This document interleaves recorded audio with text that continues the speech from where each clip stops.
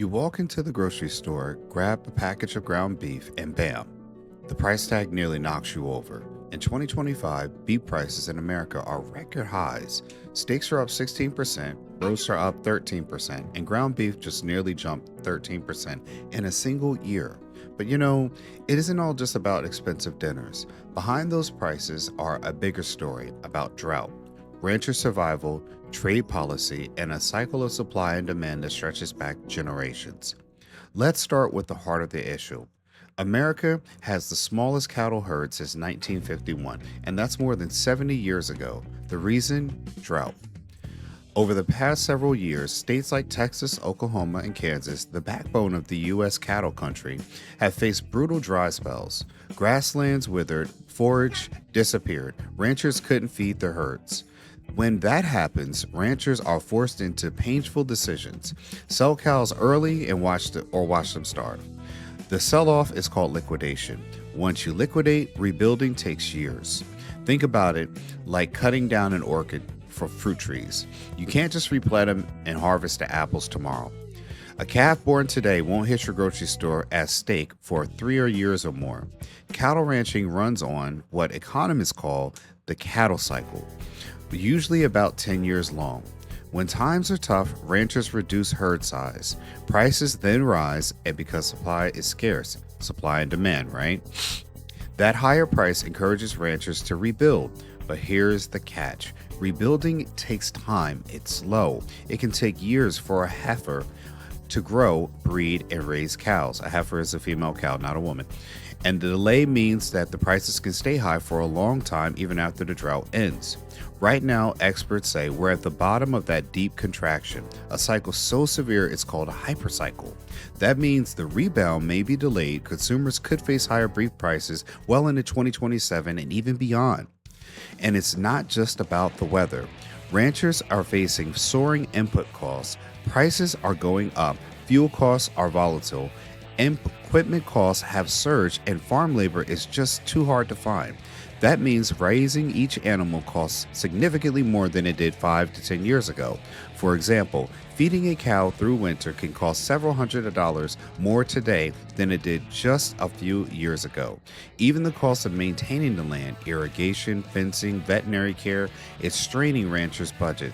So while the consumer sees higher prices, ranchers don't always feel like they're winning. For many, profit margins are razor thin. Another layer: trade and health restrictions.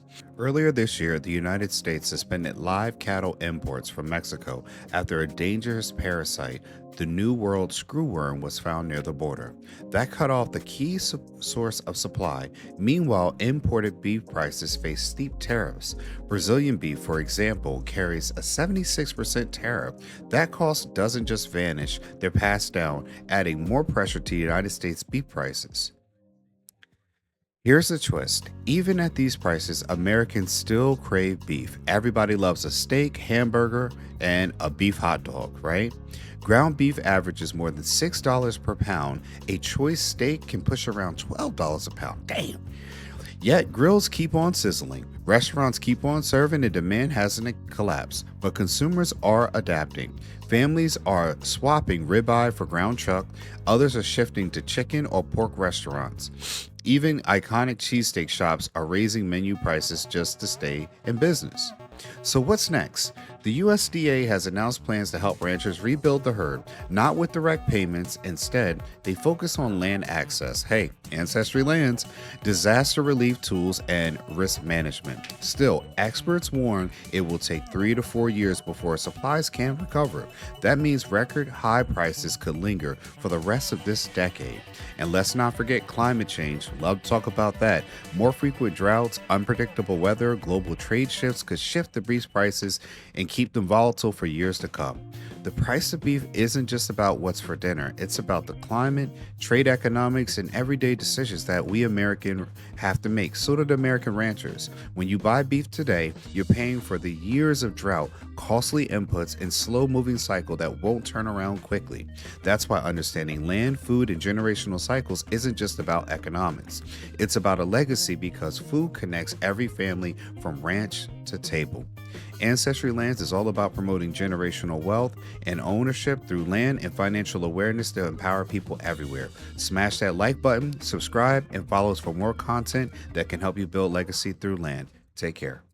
That's it, folks. You can go to Ancestry Lands to start owning property today with payments starting at $250 a month, no credit checks, and owning land has never been easier. It's time to build your land portfolio one property at a time.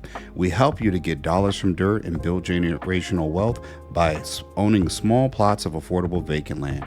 Contact us to learn more. Oh, and speaking of dollars from dirt, I also wrote a book about investing in land for you readers out there. My book, Getting Dollars from Dirt, A Beginner's Guide to Vacant Land Investing, is on Amazon. The link is in the description section below. Inside, you'll learn simple, easy to read insights that will have you understanding why you should own land today. For more tips and tricks, subscribe for updates, comment below, and let us know what you enjoyed about this video. Thanks for watching, and I'll see you in the next one. And remember, like and subscribe.